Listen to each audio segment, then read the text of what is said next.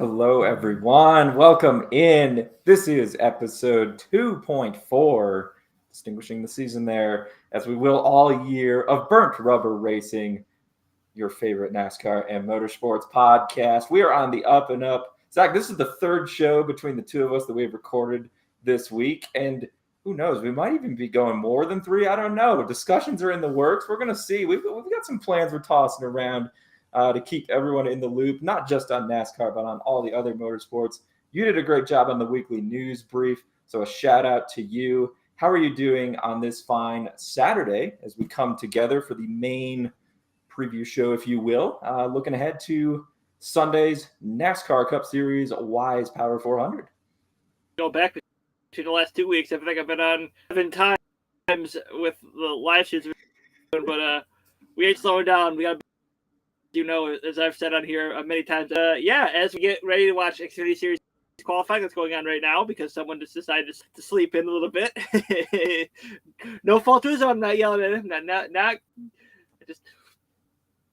But I am on Mountain Time, sir. I'm 2 hours behind you. I slept until 8, and then I just wanted to have a nice breakfast. I had a bagel with some strawberry cream cheese, some scrambled eggs, some raspberries, some orange juice. It was good. It was good stuff. Fueled up for the day. Breakfast of champions right here. Oh yeah, Mountain Dew. Is that what you're holding up? Is that your breakfast? No food. Yeah, that's the McAdoo way, as I found out at Watkins Glen last year. Oh boy. Yeah, I don't eat breakfast. Who? Don't need that. I don't think you eat anything. I think Dan was pretty much right about that. But hey, enough about what we eat. Right? We have got a race to talk about, to break down, to preview. And Zach, I think for me, I can really sit here and say, all right, we had the Daytona 500, but it's a super speedway. We got the restrictor plate package. We're only running that at one other track this year. Then I guess Atlanta's like a mini restrictor plate deal. I'm not exactly sure what the package deal is for there this year. I guess we'll find out. But the season kind of starts here, right? From a betting, from a handicapping standpoint, we're going to find out what teams are locked in on these next-gen cars. We're going to find out which teams kind of are ahead of the others, right, in figuring out the new equipment and really having things up to snuff as we go into the Wise Power 400 Auto Club Speedway. This is the first time since 2020 that NASCAR will be running there, and I'm pretty sure that there hasn't been any racing action on the Fontana, California track at all in the past year. So this afternoon's Xfinity race might get kind of wild depending on how much rubber's laid down during qualifying. Have you heard that same thing? And also, what types of general things are you going to be looking for this week? Knowing we had kind of a unique outlier in the Daytona 500 to begin the season, and now we're kind of getting into the nitty-gritty of handicapping and such here. Yeah, I think the old cliche that has been said around like the super speedways and whatnot is if you can start your engine, you can win the race. That's not the case starting this week and for majority of the weeks that NASCAR goes to any track really. I think this week is that you'll see the usual crews start to get their bearings, get up front and lead laps. From in practice, for opening minutes, you just saw a lot of dust come up behind Sheldon Creed's car, and I didn't even know this dust. I thought that Creed was smoking. It was that bad, and I was like, "Ooh, that's probably not good." He's doing this 2 minutes into practice, but then they said, "Yeah, it's dust. The track hasn't been run on a lot." It's like, okay, that makes sense, but he's wild, man. Yeah, it's going to be an interesting weekend, and of course, this speedway is wide, right? We can run 3-4 wide, no problem running around. You can run 6 wide and have no problem. Well, we might have a little problem coming off the corner, but in the corner, you're fine. I don't know if I want to push 6 into a corner, but we'll say you can fit them in there, I guess, if everyone's synced up and whatnot. But hard to do that when you're in the thick of a race. But yeah, so a wide track, one of maybe the widest that NASCAR runs at all season long. So it's unique in that perspective for sure. What other notes do you have on the 2 mile long oval itself as we prepare to jump into some stats, some trends, and looking at the track and how drivers do here. All right. So in 1994, Roger Penske wanted to bring a track to Southern California. So he do a deal where it is now in Fontana, California. So 1995, they broke ground. 1997, they had their first race, and which Jeff Gordon won the first NASCAR race ever held at Fontana, my boy. But a childhood hero too. Yeah, but I mean, I feel like if you grew up in the 2000s and you were a NASCAR fan, it was Jeff Gordon or Jimmy Johnson. Like, let's be real. Yeah, or Junior. Had to throw him in there too. But yeah, 2008 it changed from California Speedway to Auto Club Speedway. It's essentially a flat track. It's a carbon copy of Michigan, like their sister tracks. It's like they're one and the same. I don't believe Fontana has been paved since it opened, but that is due to change soon. Okay, so that's an interesting note there. We're looking at a 25-year-old surface, if that is the case. So probably one of the rougher ones. But then again, no cars have driven on this track like in the past year because California is a POS. So, you can, I guess, take it for what it's worth. And we'll see how that kind of plays out Sunday. There definitely tires are going to mean more this week, right, than Daytona. I think that's absolutely a given. All right. And I like how you threw out Michigan being the sister track, wide, flat, both are 2 miles long. So when you're breaking things down here, no, we haven't run at Auto Club in exactly 2 years here at this point. You have to go back to 2020. Alex Bowman, the number 88, was still a thing for Hendrick Motorsports, and he won that race over Kyle Busch, who finished second. But we did run at Michigan last year, so you can go back and look at those recent Michigan stats as well. And really just kind of over the past several years, you can line up driver stats, trends, and whatnot from the two tracks, see if anyone has success at both, if anyone struggles at both. Maybe some drivers are better at one than the other. And take all of that into account here when you're doing DFS and you're doing betting and such. Zach, this is the first year that this race is known as the Wise Power 400, and it also used to be a 500-mile race way back when. It switched from that in 2011. The Auto Club 500 was downsized to the Auto Club 400. It was named that through 2020, and now we have the Wise Power. I don't know if are you familiar with Wise Power? Like, what are they?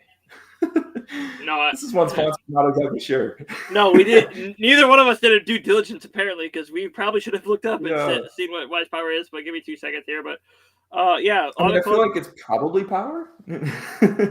Yeah, let's see what Wise Power actually is. But all right.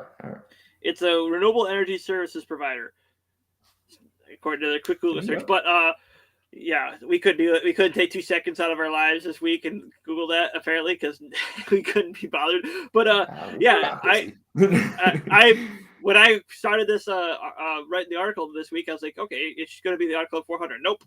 Went to NASCAR.com and sure enough, Wise Power. Like, what the hell? Like, this is not normal. This is wrong. It's wrong. Yeah, when I first saw the race name too, I thought that. So I got a batch of assignments from one of the sites I'm with, and it said Wise Power, and I was like, do they have the right week here? And then I was like, oh, they do. So yeah, no longer the Auto Club race, but it is still Auto Club Speedway. You hear it referred to as California Speedway. It all means the same thing. That's the old name. Fontana, LA, whatever you want to call it. You got it. So when we're talking about driver stats at Auto Club Speedway, Zach, I've got those pulled up here.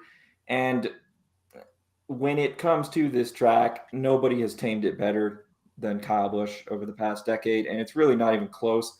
Rowdy is averaging nearly a top 5 finish, basically 5.1. He did miss the 2015 race, but in 9 starts, spanning from 2011 to 2020, get a load of this, okay? 3 wins, 2013, 14, and 19. 7 top 3s, including his runner-up in 2020. He finished second to Alex Bowman. And a additional top 10 in 2017. He finished 8th. The lone outlier there, 25th in 2016. I mean, Kyle Busch has got this place down. There's only one other active driver over the last 10 years who's averaging a top 10 average finish, and that would be Chase Elliott. He only has 5 Cup Series starts here. Average finish of 9.4, best finish of 4th coming in 2020. So, I mean, when we get to picks and such, I'm going to be looking for Rowdy definitely this week. Other names, I'm sure you have dove into the stats as well that stood out to you this week. Give a little shout out to the guy in your hat there. And when it comes to average, he's got a lot of guys beat. He's only got 1 start there, but Tyler Reddick finished 11th in 2020. Yeah, there's a lot of stuff you just said there. So I'm going to start with Kyle Busch. Yeah, if you just little foreshadowing here for my DFS picks, but Kyle Busch absolutely needs to be in there. We're just going to dive right into it because why not? But let's do it. How can you not? 3 wins, 7 top 5s, which you said they're top 3s, and 8 top 10s. His outlier was a 25th in 2016, and he still finished in the lead lap. Granted, DraftKings doesn't give you points for laps. It never did, but we changed our stuff over. We're no longer on FanDuel, if you didn't know that from the articles, but go ahead and read when they're up. But okay, so to clarify, before you continue, DraftKings DFS Rules, we're going to keep shouting that out here for a few weeks, just so the listeners get used to it too after a year on FanDuel. Scoring, place differential, plus or minus a point. So remember, FanDuel started that way, but then they went to half a point the second half of the season last year. At some point, it switched. It was really it was early the season. I thought it was before half, but I knew it was okay. weird when we were looking, and it ended up being 0.5, which I didn't like. But yeah, so it's a full point on DraftKings. Fastest laps, you get plus 0.45 points. So that's a real wrinkle right there. Yeah, I don't like that. And then laps led, you get a quarter of a point. First place pays 45 points when you finish. Second 42, third 41, fourth 40, and so on down the line from there, decreasing 1 all the way down to 40th, where you get 1 point. And then they have other notes, and it looks like that is the gist of the scoring. Kyle Busch, we building a whole lineup right here on the show. I'm down to do that, even if I have to pitch in. Kyle Busch, 10,400, Zach. He's not even the highest priced driver. What are we doing? He's 4th. Yeah, I don't understand that. When I was looking at it, he was below. I believe he's below Denny Hammond, Kyle Larson, and I forget who the third one was. Chase Elliott. Yeah. So I hate you so much right now, but yeah, I don't know how he was that low. I don't know how he's that low. I'm trying to focus here. Okay, all right, stone face. Just talk. Yeah, I don't know how he was that low. Like, with that seems almost like a steal that he's not first or second. Like, I can understand Larson's being top after the year he had last year, but Kyle Busch that low, that just seems wild. And yeah, I believe you have to have him in your lineup. 100% agree. So I'm just curious to look and see where these other names above him are. We talked about Elliott already. Larson in 7 starts, average finish of 14.7. He does have a win. He does have 2 additional runner-ups. However, and obviously this team switch last year didn't matter one bit as Larson dominated, went on to win the Cup Series championship. First season with Hendrick Motorsports. NASCAR didn't run here last year. This is his first race at Auto Club with Hendrick. First race in a next-gen car on top of that. Maybe some I don't know. And when we get to betting pricing too, I kind of think he's overpriced a little bit just based on some of those factors.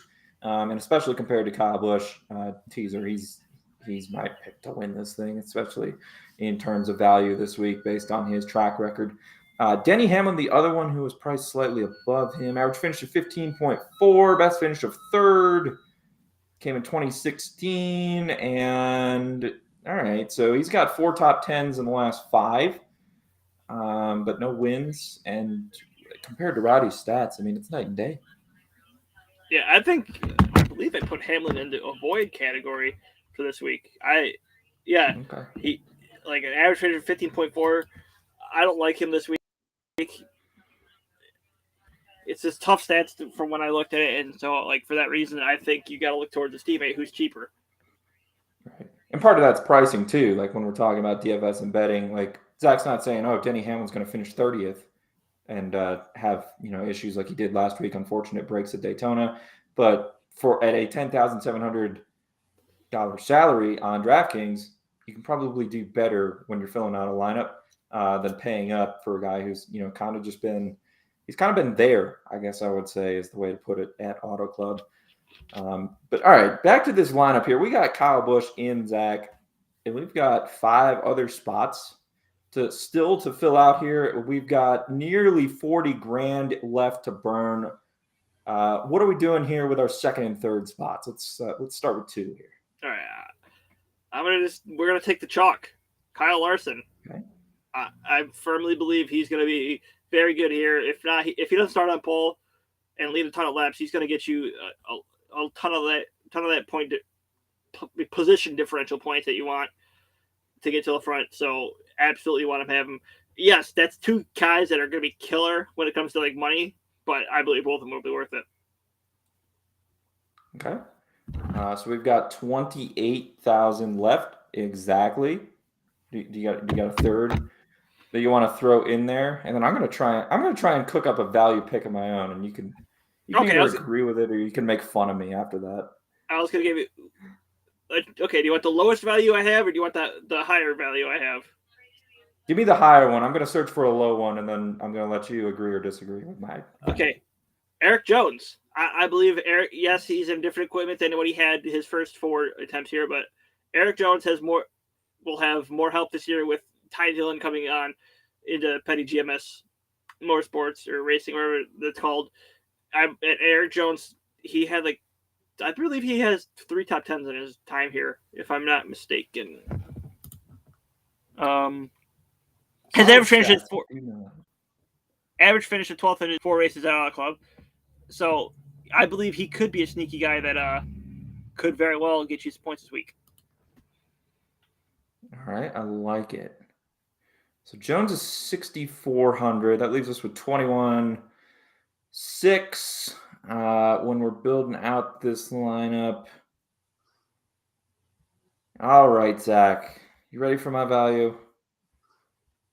I'm going with Daniel Suarez at 6,100. Trackhouse Racing, obviously, their season didn't exactly get off to the start they hoped. First year with 2 cars, they add Ross Chastain, but and this is Suarez's first race at Auto Club Speedway in Trackhouse equipment too, just the second year of the team. In the past, though, a top 10 finish, 7th place, his best showing, another 13th, couple in the 20s, average finish 17.8 in 4 starts. It's not great, but I like Trackhouse over the course of this full season. I think coming in a year before the next gen car is actually going to be beneficial for them. And I kind of feel the same way about 2311. They have a year to iron out the kinks of just general race team operations. Now we're adding in a veteran in Kurt Busch, who, by the way, kind of a stay away for me, I think, after his 3 failed inspections. He's got to do a pass-through penalty right out of the gates in this race, and he's starting at the rear, so trouble with the 45 team there. Just note that down.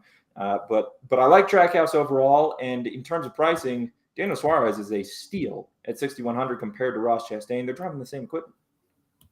Yeah, that reminds me. I'm going to make a change here to the DFS article while we're just talking. But yeah, Daniel Suarez is actually the other guy I was going to tell you. But okay. But you said you wanted the higher one. I was like, okay, we'll go with Eric Jones. But yeah. I love it. We're on the same page. But yeah, another thing, Kurt Busch, you want to avoid him because of what happened last night. He's got to do a pass through. He's going to have to. He doesn't get to qualify, so he has to start at the tail end. He has to do a pass through.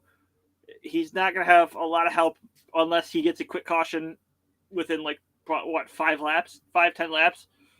He's basically going to be a lap down, and if the thing runs green long enough for your RWR guys there at the back to get lapped as well, that's going to be a problem. Yeah, absolutely. So, Kurt Busch barring an early caution, is not going to be a guy you want to have. Right. So we're on the same page with Daniel Suarez. I like that. We did not compare notes.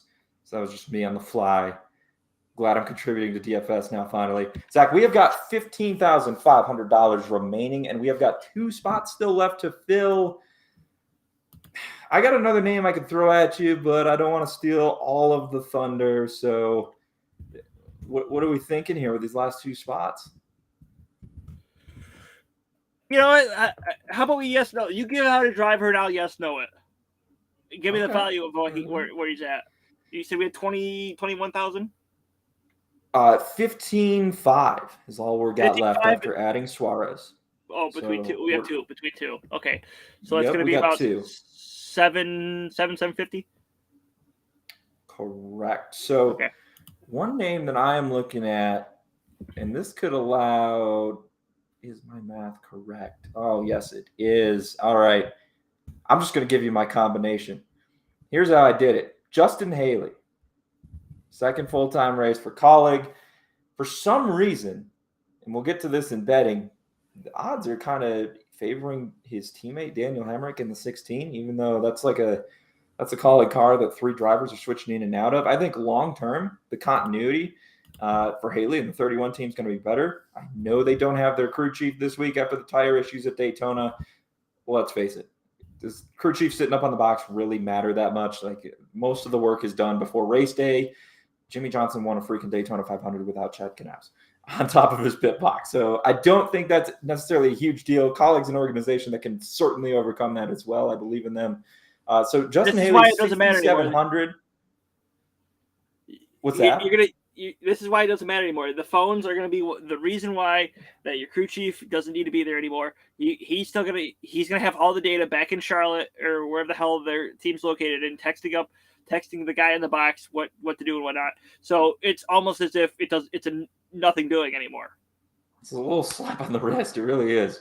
So I like Haley at 6,700, and that allows me, Zach, to finish out a lineup, if you agree with it, of course, with Tyler Reddick at 8,400. We have $400 salary left over. Reddick finished 11th, his only race here. And, boy, an RCR car was fast again last week until he had the equipment break on him, and that brought out the trouble. It's only a matter of time. We've been saying this for over a year now.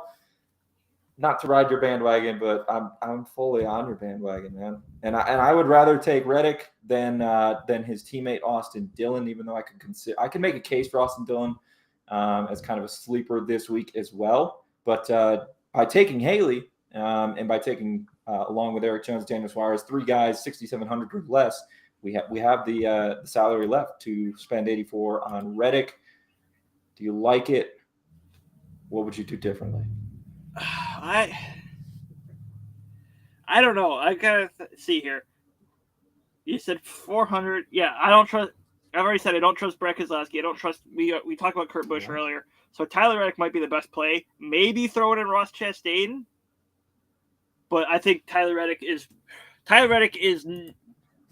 He's. I don't want to say he's a discount Kyle Larson because it's not. It's that this discounts Tyler Reddick and his talent. But as of right now, Tyler Reddick is what Kyle Larson wants to be, or other way around.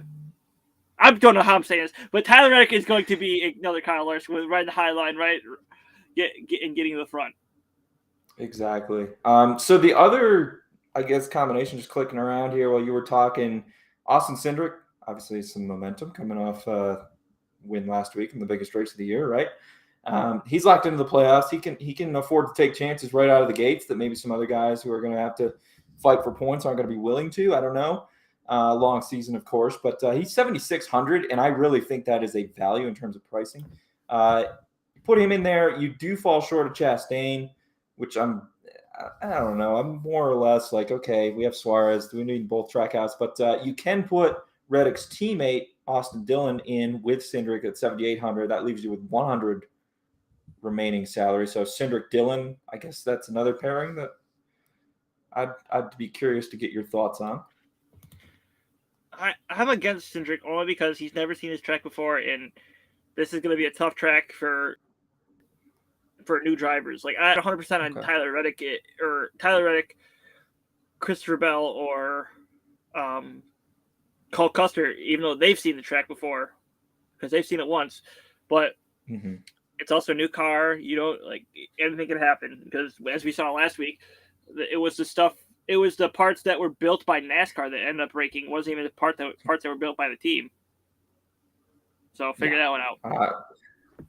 And like we talked about on the recap show too, kind of a disappointing debut for the next gen car in terms of how they held up, but it was Daytona. And I think kind of the real test for that car and those parts and whatnot, that starts this week as well, right along with kind of the nitty gritty of the handicapping the NASCAR season here as we're not on super speedway anymore. Things will be different this week for sure.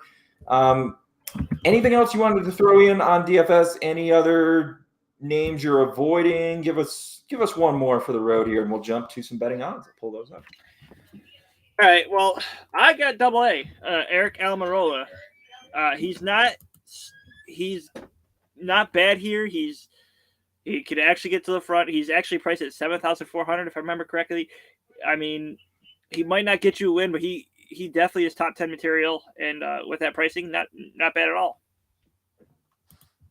I would agree with that. And, his farewell tour, allegedly, as he announced himself before the season started. So we got to take that at face value for the time being. I think he's going to be motivated this year. And I think Stewart-Haas as a whole motivated to bounce back after awful 2021 season for them as an entire organization, which brings us to betting odds, Zach. The Wise Power 400 at Auto Club Speedway. Shockingly, and, it's this way usually 9 times out of 10 over the course of a season. The betting favorites mirror the DFS favorites in terms of highest price driver. They're going to have the shortest odds on the board, and it is Kyle Larson, the odds-on favorite, plus 350. I don't know. I know he's got a win here. I know he just had a dominant season. I know he's in even better equipment than when he won here in the past. Plus 350, those are short odds, man, for a new car that everyone's still trying to work in. This is the second race of the season. What's your general take on that? Because based on last year, I get it, but there's so much variance with a new car coming in, new parts, new everything, a track we haven't run on in 2 years. That, like you said, dust is flying up in practice, and you thought a guy was smoking because the dust is so bad. No cars have been running on this track at all. That's going to be a factor this week. I can't get behind playing plus 350 the second race of the year. That's like a price that we'd see on Larson in August or September of last year after he has a dominant summer. I don't know. What are your thoughts on that price? I mean, we know how good Larson is here. We know how good Kyle Busch is here. It's going to be between one of them. Okay. The fact of the matter is I'm going to ride with Larson here because he was the guy who dominated last year. And granted, it's a new car. We don't know a lot of stuff yet besides super speedways. But still, the matter of fact is you got to go with what you know. And what we know is Kyle Larson is really good. So if that's enough for anyone to bet on him, go ahead, because that was enough. That's enough for probably me for him to be my race winner this week. All right. I mean, I could certainly make a case for him to win the race. Don't get me wrong. I just, in terms of the betting value, I don't know. It's short for me. But let's keep going here. Chase Elliott is 7-1. So is Kyle Busch 7-1. I mean, that's basically it for me. And if you shop around, I mean, we're referencing BetMGM here on the podcast. You can shop around. You can get Kyle Busch for as high as plus 850. I saw yesterday. You're telling me you're going to leave that out there or a return on a race win for Kyle Busch? Average finish of 5.1, 3 wins in his last 9 starts. I mean, 7 top threes. I will bet that. I wanted to parlay a Kyle Larson win with a Kyle Busch top 3, but apparently you can't do that on DraftKings, which I think is stupid. I think you should be able to parlay that type of stuff together because why wouldn't you be able to? But I mean, same event, Zach. Sorry, that's why same game parlays are a thing. What do you mean? It's the same game. Wins. It's the same game. It makes no sense. Get on your. Why are you screwing us? Because you guys are afraid to lose money. But I mean, Kyle Busch is going to be up there tomorrow. So it's not a bad pick at plus 700 here. I think I did see him at plus 800 on other sports books. But Kyle Busch would definitely not be a bad pick, as we said earlier. Yeah, so I'm just looking at BetMGM has race parlays actually set up, and most sportsbooks are doing this year. It looks like I don't know if DraftKings has them up right now because qualifying, but I actually don't see one where it's only Busch and Larson, which is very interesting. You can bet on Elliott and Larson to both finish in the top 3 plus 425. You can do both. Amongst a lot of other names to finish top 10. Yeah, I just went to bet it. Here we go, Zach. Oh, BetMGM race parlays. Kyle Busch and Kyle Larson, both to finish top 5, pays 2-1. I just placed a bet. I had it out. It took me 2 minutes to download their GeoComply on my laptop just so I could do it. But yeah, it's in there for me now.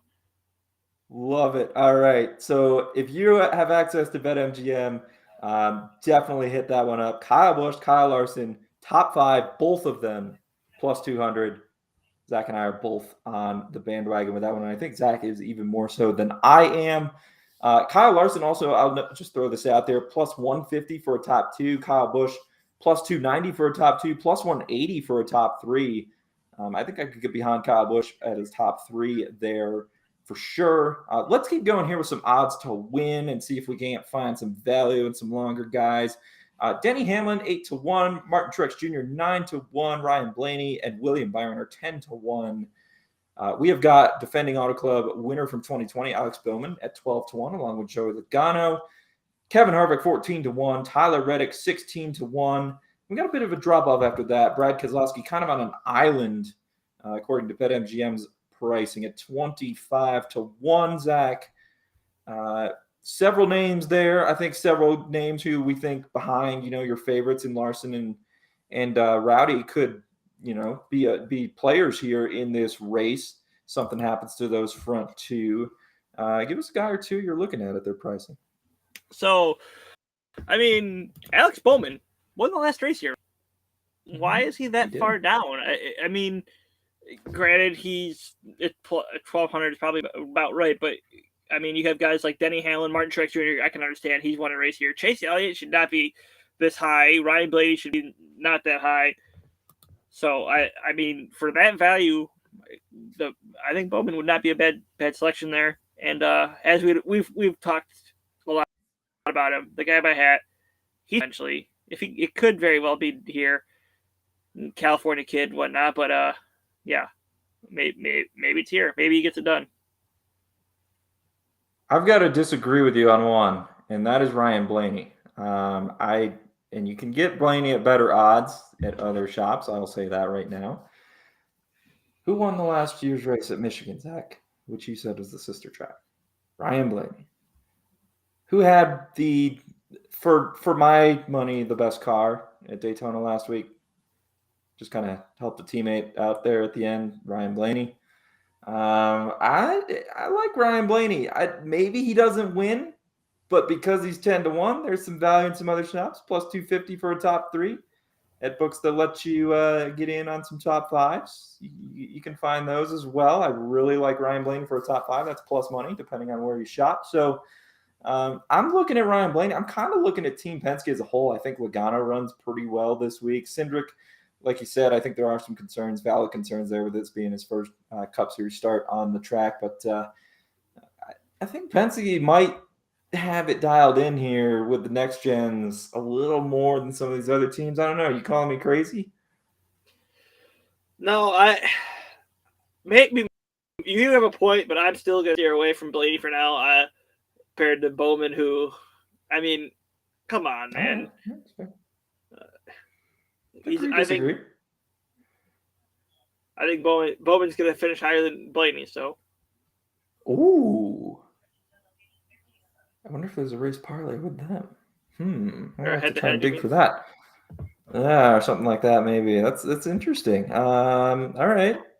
I don't know if Zach's Chevrolet bias is shining through here at the moment or not.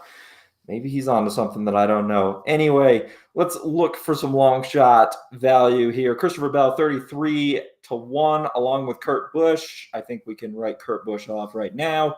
The two of us to win this thing. Austin Cendrick is 40-1.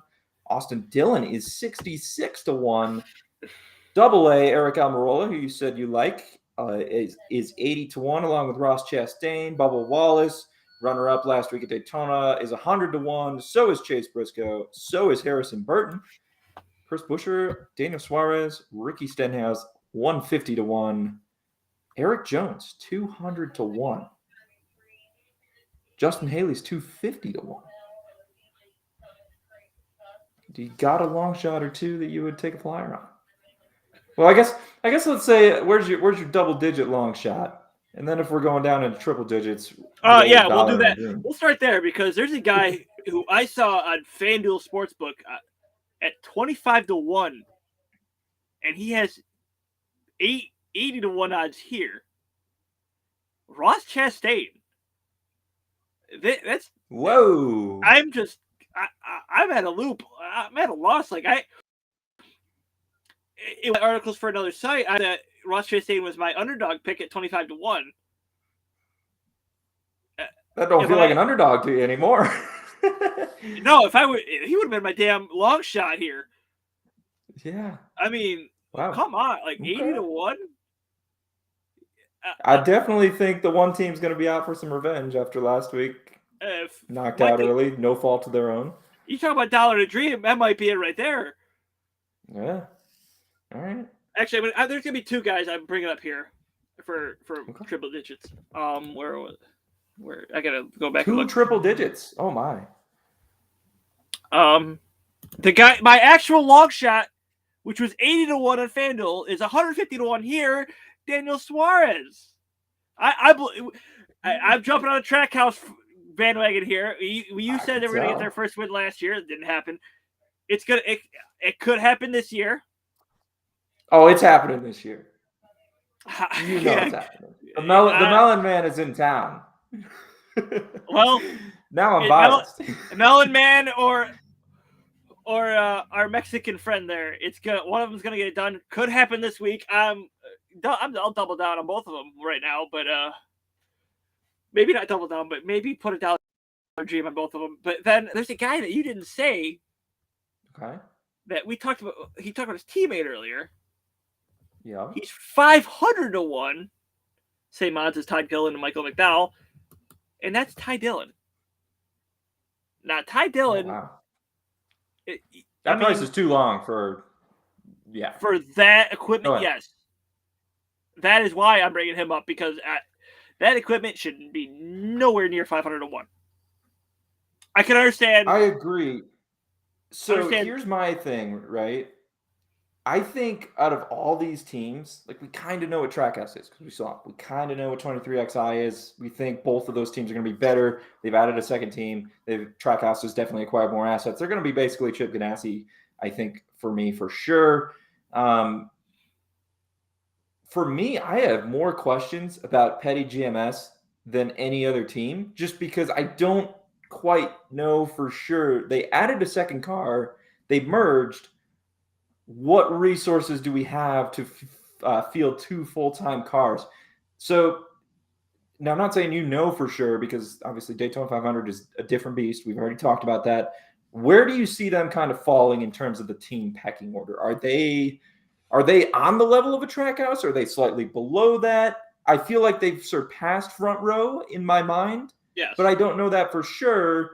Petty Motorsports kind of like they weren't running to win races. They could throw down good finishes at tracks where Eric Jones, Bubba Wallace were good. They're better tracks here these recent years. Driving alone, they didn't have the resources to actually win.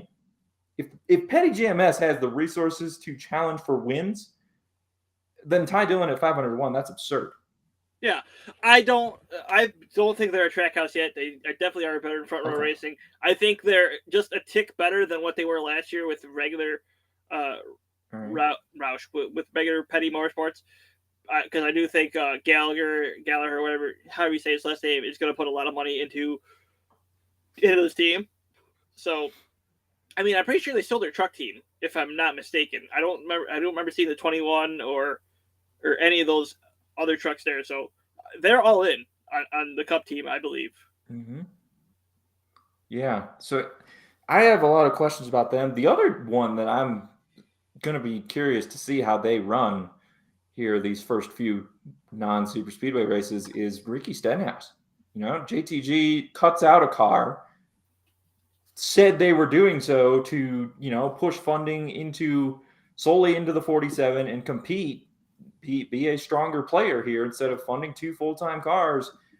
How much of a difference does that make? I don't know. What are your thoughts on them kind of as we go to Auto Club here? I mean, you're putting all your resources in one.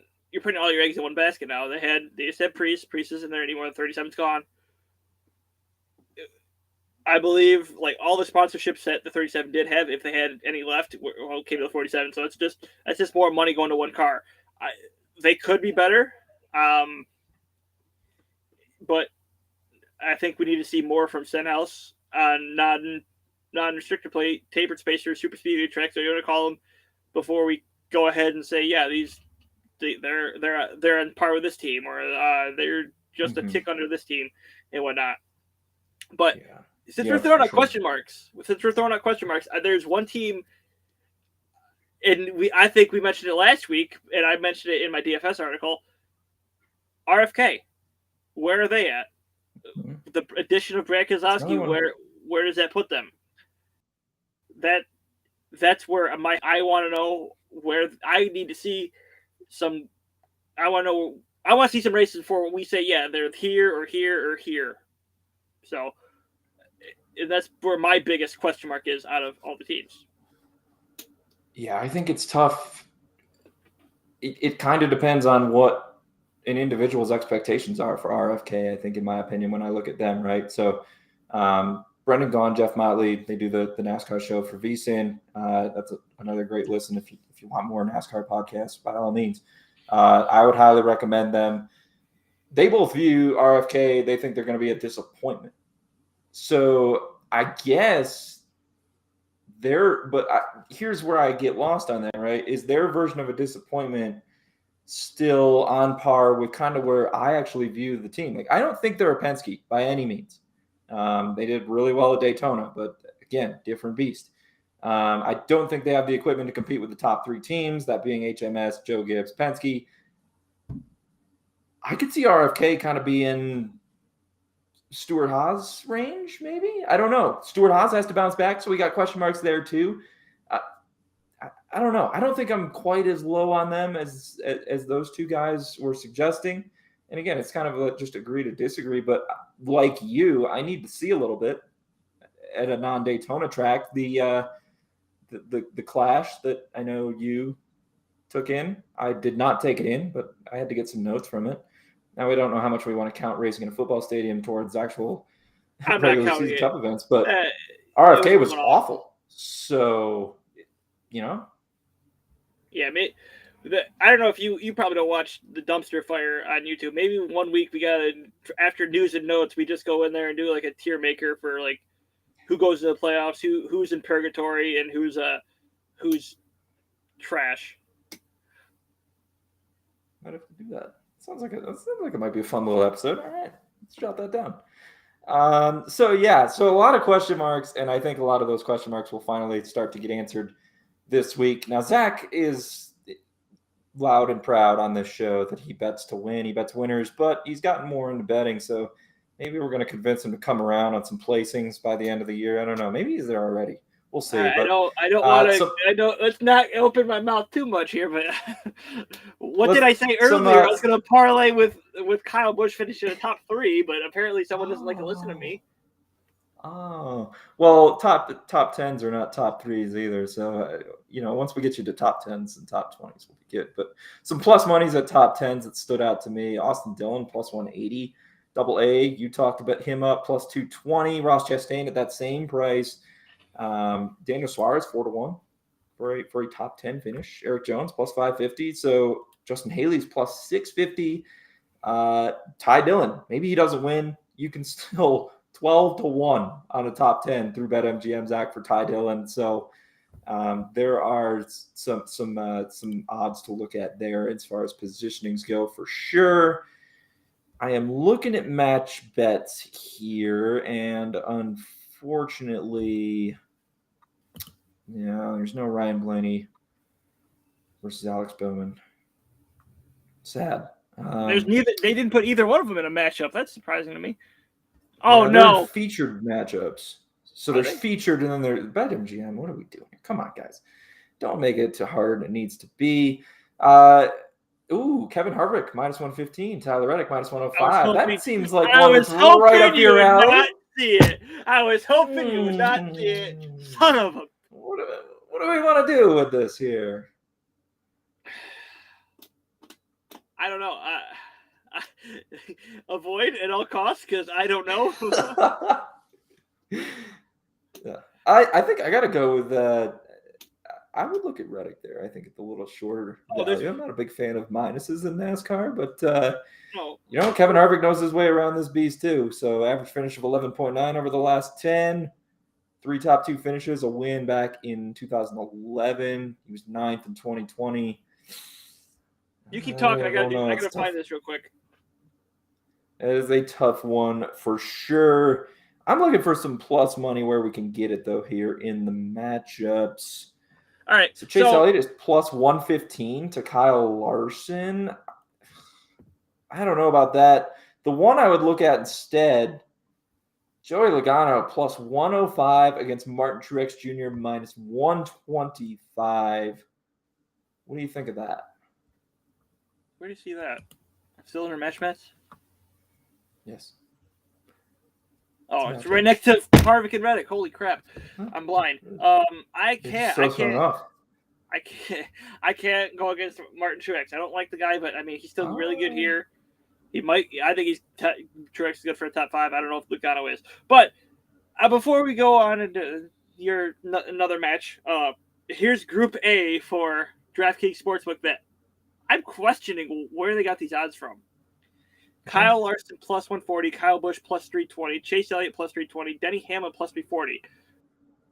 Now, we've talked about Kyle Larson here, but the fact that he has half of the odds that Kyle Busch has in that group, I have got to look towards Kyle Busch in that group.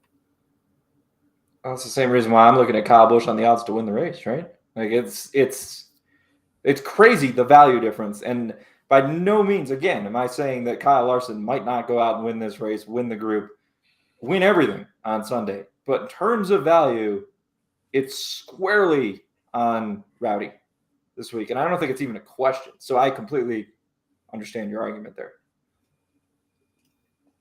That being said, I don't know if I'm going to put it out there. I'm going to put money on. So he talks a big game, and then when it comes to backing it up, he struggles a little more. I'm looking at the BetMGM group odds right now, Zach, and it's the same thing. Group 1, Kyle Larson plus 160, Kyle Busch 3-1.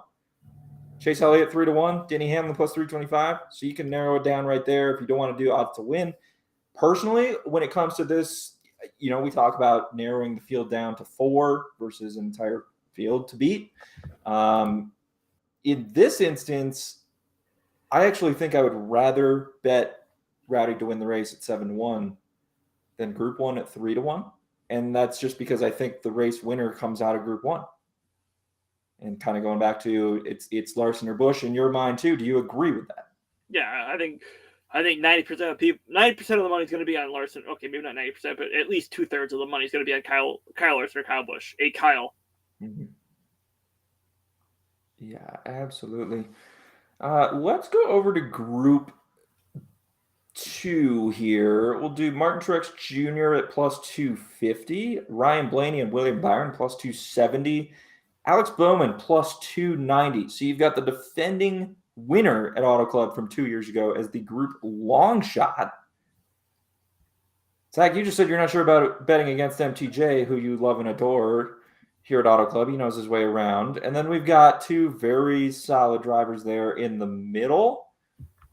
It's got to be Blaney or Bowman for me, and I'm kind of splitting hairs on which one I would take there. What do you think? I mean, excuse me. I don't know. Bowman, I don't know. What are his stats here besides the one win? That's my question. Truex has done it. Has been in the front time and again here, unfortunately. But as far Since as Bowman, joining HMS, Bowman 13th, 21st, and 1st. Yeah, so his win was those were all with Hendrick? 18, 19, 20, yeah. Yeah. So that win has got to be the outlier there. Mm-hmm. So maybe you got to lean towards MTJ here because he's got the stats to back it up.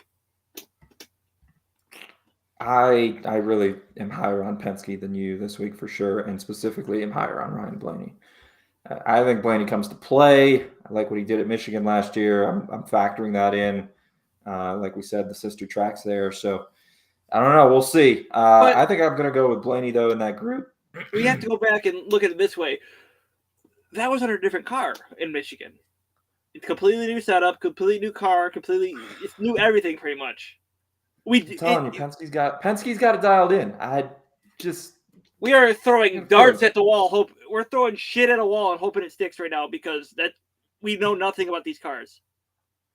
True, but to back up my Penske argument, Penske won the Daytona 500.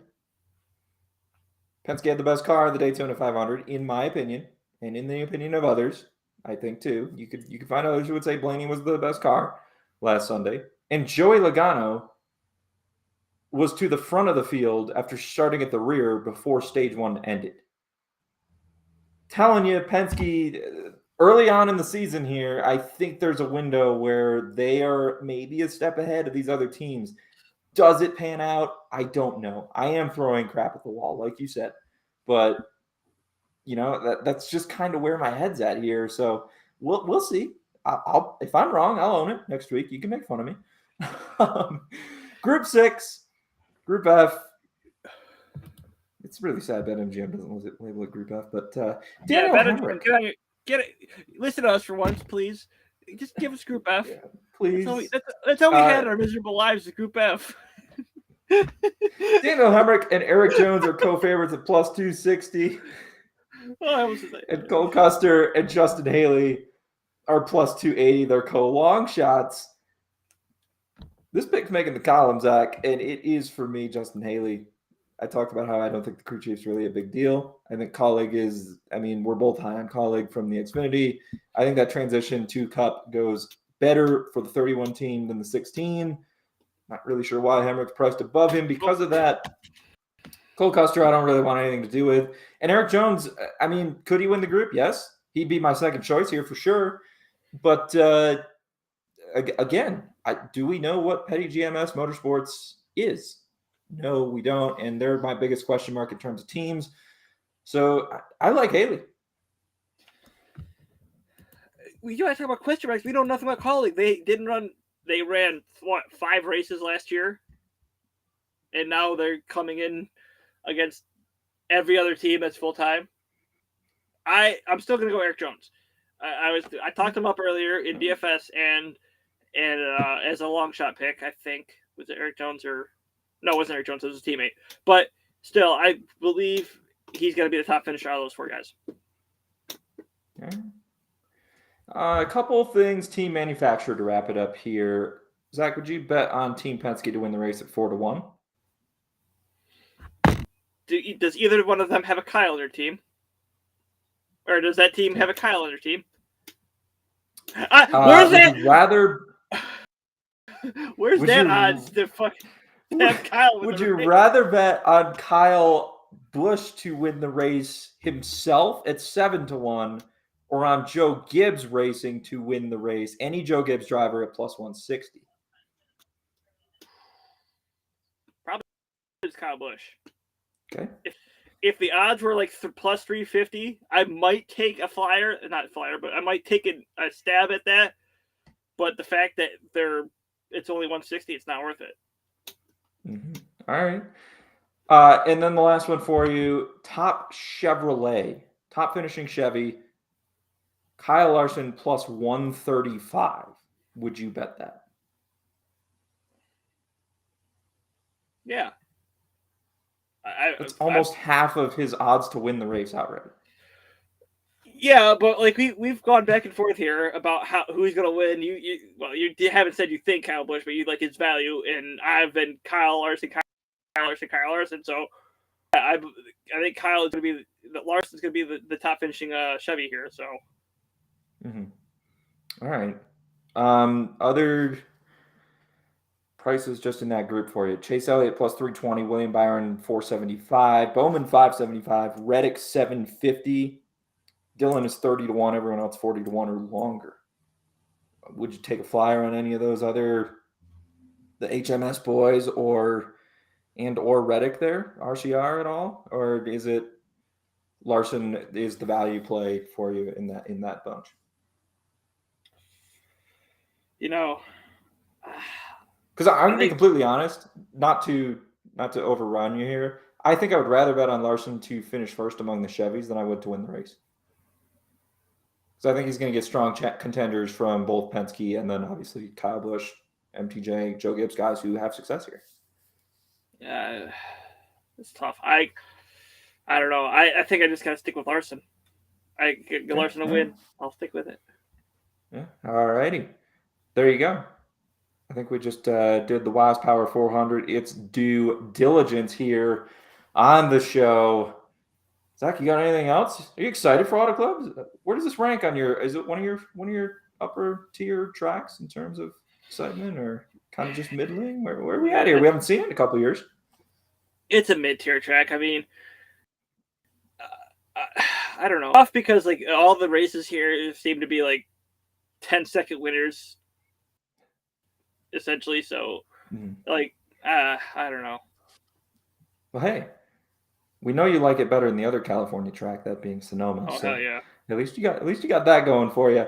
I think that takes care of everything. Make sure to follow, like, subscribe to the show.